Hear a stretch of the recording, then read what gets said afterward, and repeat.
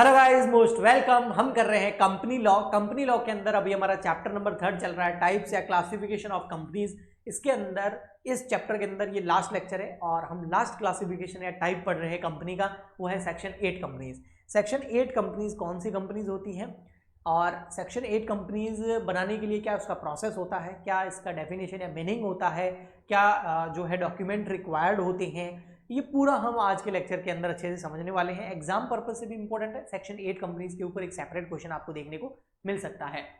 Section 8 companies जो होती है ना, वो कंपनी होती है जिनका ऑब्जेक्टिव जो है वो प्रॉफिट कमाना नहीं होता, नॉन फॉर प्रॉफिट ऑर्गेनाइजेशन। भाई ऐसी कंपनी जो बोलती है भाई हमारा प्रॉफिट कमाना, हमारा ऑर्गेनाइजेशन जो है, हमारी कंपनी जो है, उसका मेन पर्पज, मेन ऑब्जेक्टिव जो है प्रॉफिट कमाना ही नहीं। अगर प्रॉफिट हो भी गया ना तो भी जो शेयर होल्डर है, जो मेंबर है, वो अपने घर पे उस प्रॉफिट को नहीं ले जाएंगे एज अ डिविडेंड। वो क्या करेंगे, जो ऑब्जेक्टिव है हमारा उसी में लगा देंगे। और ये अधिकतर ऑब्जेक्टिव जो होते हैं सोशल वर्क से रिलेटेड होते हैं, जैसे चैरिटीज, चैरिटेबल इंस्टीट्यूशंस हो गए या एजुकेशनल इंस्टीट्यूशन हो गए, जो लोग गरीबों के लिए कुछ संस्थाएं काम करती है। कुछ संस्थाएं जो है ऐसे प्लेयर्स, स्पोर्ट्स के अंदर काम करती है, ऐसे प्लेयर्स जिनके पास पैसा नहीं है तो उन प्लेयर्स की ट्रेनिंग के ऊपर पैसा खर्च करती है। तो बहुत सारे ऐसे पर्पज होते हैं जो सोसाइटी को ऊपर लाने के लिए होते हैं, उसके लिए ये ऑर्गेनाइजेशन काम करती है, ना कि प्रॉफिट के लिए। तो ऐसी जो कंपनीज होती है ना, उनको हम सेक्शन 8 कंपनी के अंदर, कंपनीज एक्ट 2013 के अंदर रजिस्टर्ड कराना होता है। उसके बाद हम उनको सेक्शन 8 कंपनी बोलते हैं। तो सेक्शन 8 कंपनी मतलब ऐसी कंपनी जिनका ऑब्जेक्टिव प्रॉफिट कमाना नहीं है, उनका ऑब्जेक्टिव सोशल वर्क करना होता है, इनको हम सेक्शन 8 कंपनीज बोलते हैं। ठीक है। इनका अधिकतर जो एम होता है वो चैरिटेबल एक्टिविटीज करना होता है, आर्ट, साइंस, एजुकेशन, स्पोर्ट्स। देखो हर सोसाइटी के अंदर बहुत सारी कमियां होती है। हर सोसाइटी को के बहुत सारे ऐसे वर्ग होते हैं, ऐसे ग्रुप्स होते हैं जो थोड़े से नीचे दबे हुए होते हैं, उनको ऊपर उठाने की कोशिश से ये कंपनीज करती हैं। ओके, तो ये एजुकेशन के अंदर, साइंस के अंदर, आर्ट के अंदर, स्पोर्ट्स के अंदर ये बहुत सारी कंपनीज काम करती है। अगर इनमें ऑर्गेनाइजेशन में कभी प्रॉफिट हो भी गया तो उस प्रॉफिट को ये जिनके जो मेंबर होते हैं, जो इनके ओनर होते हैं, इनके जो शेयर होल्डर होते हैं, वो आपस में बांटते नहीं हैं, बल्कि उसी पर्पज में वापस लगा देते हैं। ओके जी। अब ये सेम की सेम डेफिनेशन आपको यहाँ पर भी मिल जाएगी, थोड़ी सी बढ़ा करके है, यहाँ आपको मिल जाएगी। मैंने वहाँ पर साइंस वगैरह ये बोला है, यहाँ पर थोड़े ऑब्जेक्टिव और आपको देखने को मिलेंगे, जैसे आर्ट हो गया, कॉमर्स हो गया, साइंस हो गया, रिसर्च हो गया, एजुकेशन हो गया, स्पोर्ट्स हो गया, चैरिटी हो गया, सोशल वेलफेयर हो गया, रिलीजन एनवायरमेंट प्रोटेक्शन हो गया, अदर एक्टिविटीज या अदर सिमिलर गोल्स जो सोसाइटी के भले के लिए होते हैं, उनके लिए जो है आप सेक्शन 8 कंपनीज के अंदर अपनी कंपनी का रजिस्ट्रेशन करवा सकते हैं। ओके, अगर सेक्शन 8 कंपनीज का ओवरव्यू देखें तो सेम ही है, और कंपनीज एक्ट 2013 का सेक्शन नंबर 8 जो है इन कंपनीज को रजिस्टर्ड करता है, और इनमें कम से कम 2 डायरेक्टर का होना जरूरी होता है। But paid up share capital की कोई मिनिमम रिक्वायरमेंट नहीं होती है। की पॉइंट अगर थोड़ा सा देखें तो ये जो अधिकतर एनजीओ होते हैं वही सेक्शन नंबर 8 कंपनीज के अंदर अपने आप को रजिस्टर्ड करवाते हैं। ओके जी, ठीक है। अब यहां पर एक मेन की पॉइंट और आता है कि ये सेक्शन 8 कंपनीज है ना, हाँ, इनका मेन उद्देश्य, मेन ऑब्जेक्टिव जो है वो प्रॉफिट कमाना नहीं है। प्रॉफिट हो भी जाए तो वो अपने पर्पस में ही लगाते हैं, शेयर होल्डर आपस में नहीं बांटते हैं। बट इसका मतलब ये नहीं है कि इन कंपनीज को अपने बुक्स ऑफ अकाउंट्स मेंटेन नहीं करने। तो ये कंपनीज जो है अपने बुक्स ऑफ अकाउंट्स मेंटेन करेगी, अपने फाइनेंशियल स्टेटमेंट बनाएगी, और उन फाइनेंशियल स्टेटमेंट को, क्योंकि कंपनी है तो रजिस्ट्रार ऑफ कंपनी के पास में फाइल भी करेगी, तो आरओसी के पास में इनको रिटर्न भी फाइल करने होंगे। इसके अलावा जो जीएसटी है उसकी भी कंप्लाइंस इनको पूरी करनी पड़ेगी, इनकम टैक्स की भी कंप्लाइंस इनको पूरी करनी पड़ेगी, मतलब रिटर्न सारे फाइल करने पड़ेंगे। ओके, एक क्या होता है, जैसे कोई भी कंपनी होती है ना, उसके 2 चार्टर डॉक्यूमेंट होते हैं। उसमें एक होता है एओए, आर्टिकल ऑफ एसोसिएशन, और एक होता है MOA, memorandum of association.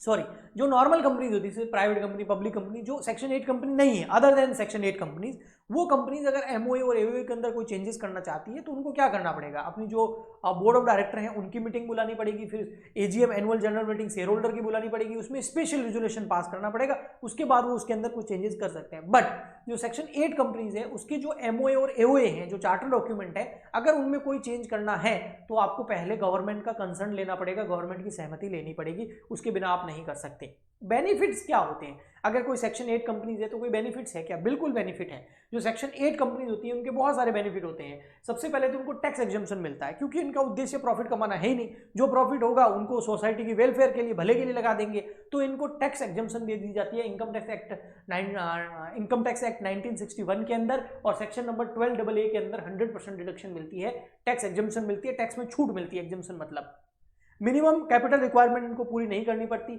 Separate legal entity होती है, वैसे तो हर कंपनी ही सेपरेट लीगल एंटिटी होती है, तो सेक्शन 8 कंपनी भी होती है, ठीक है। इनको कोई टाइटल रिक्वायरमेंट नहीं है, इनको अपने नाम के पीछे ऐसा नहीं है कि सेक्शन 8 कंपनी लगाना पड़ेगा, ऐसा कुछ भी नहीं है।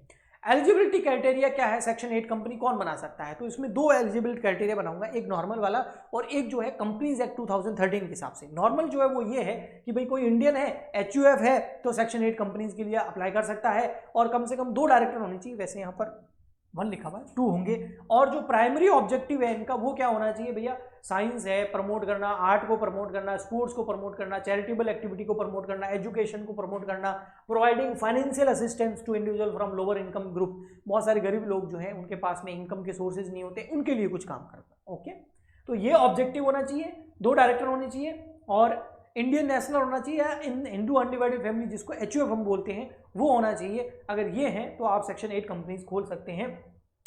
मैंडेटरी रिक्वायरमेंट क्या है, लीगल रिक्वायरमेंट क्या है कंपनीज सेक्शन 8 कंपनीज के लिए एज पर कंपनीज एक्ट 2013, तो उसमें नंबर ऑफ डायरेक्टर मैंने पहले ही बता दिया है कि कम से कम 2 डायरेक्टर होने चाहिए और अगर आपकी कंपनी जो है वो पब्लिक कंपनी है तो मिनिमम 3 डायरेक्टर होने चाहिए। वैसे भी जो प्राइवेट कंपनी होती है उसमें 2 डायरेक्टर होते हैं और पब्लिक कंपनी के अंदर 3 डायरेक्टर होते हैं, तो सेम चीज़ यहाँ उठा के डाल दी गई है कि सेक्शन 8 कंपनी तो है लेकिन सेक्शन 8 कंपनी कौन सी है, प्राइवेट है या पब्लिक है, प्राइवेट है तो 2 डायरेक्टर, पब्लिक है तो 3 डायरेक्टर। ओके जी, नेक्स्ट आता है आपका number of member. Number of member वही प्राइवेट में 7 और पब्लिक प्राइवेट में 200 मेंबर होनी चाहिए कम से कम और पब्लिक में 7 मेंबर होने चाहिए, ठीक है।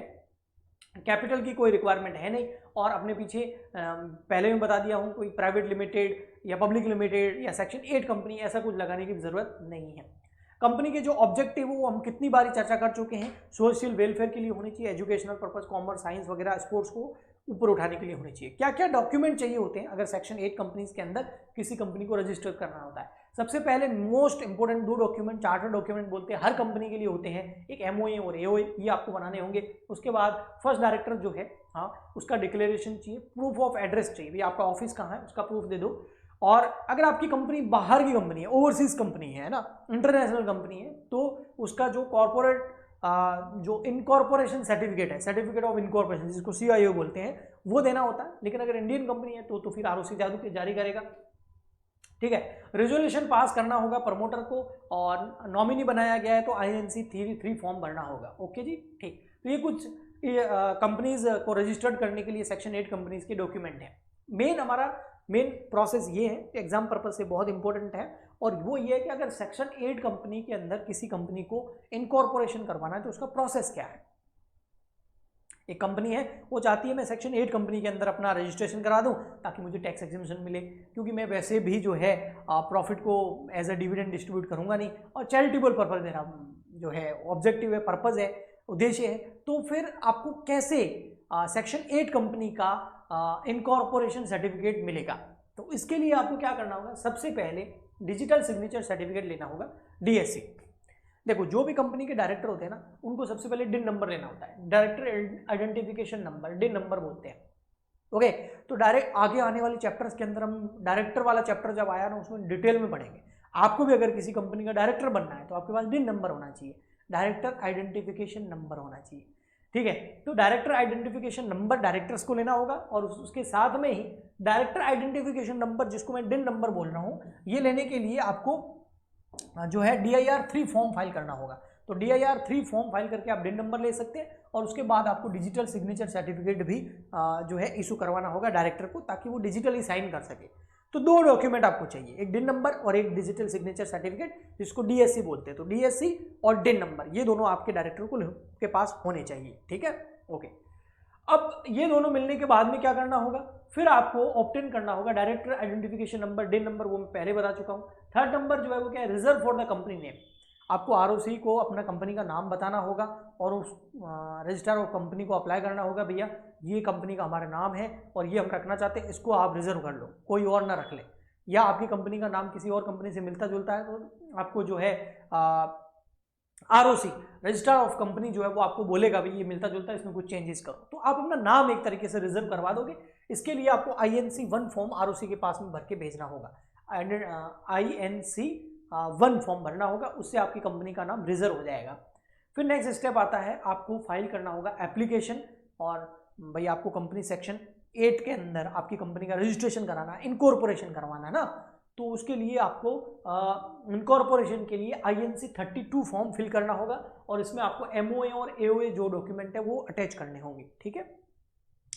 उसके बाद में क्या होगा, आपको लाइसेंस लेना पड़ेगा सेक्शन 8 कंपनीज का, वो आपको INC 12 फॉर्म भर के मिलेगा और उसके बाद में आपको INC 16 फॉर्म के अंदर आपको सर्टिफिकेट ऑफ इनकॉर्पोरेशन मिल जाएगा कंपनी का, और उसके साथ में आपकी कंपनी जो है सेक्शन 8 कंपनी रजिस्टर्ड हो जाएगी और उसके बाद में आप सोसाइटी की भलाई के लिए बहुत सारे काम कर सकते हो और इससे आपको बहुत सारे बेनिफिट भी मिलेंगे, जैसे टैक्स नहीं लगेगा कंपनी पर वगैरह वगैरह। ओके, तो आई होप आपको सेक्शन 8 कंपनी के बारे में काफ़ी जानकारी मिल गई होगी और ये वीडियो से भी आपको अच्छा समझ में आया होगा, आप एग्जाम में जाके लिख सकते हैं। जो भी मैंने फॉर्म वॉर्म के नाम बताए हैं उसको नोट कर लेना अपनी नोटबुक के अंदर, क्योंकि वो बहुत काम के होते हैं। हम मिलते हैं नेक्स्ट लेक्चर में, आज के लिए इतना ही। प्लीज़ ज़्यादा से ज़्यादा इस वीडियो को लाइक करें, शेयर करें, सब्सक्राइब करें, कमेंट करें, ताकि मैं आपके लिए इसी तरीके के लेक्चर लाता रहूँ। Goodbye, thank you.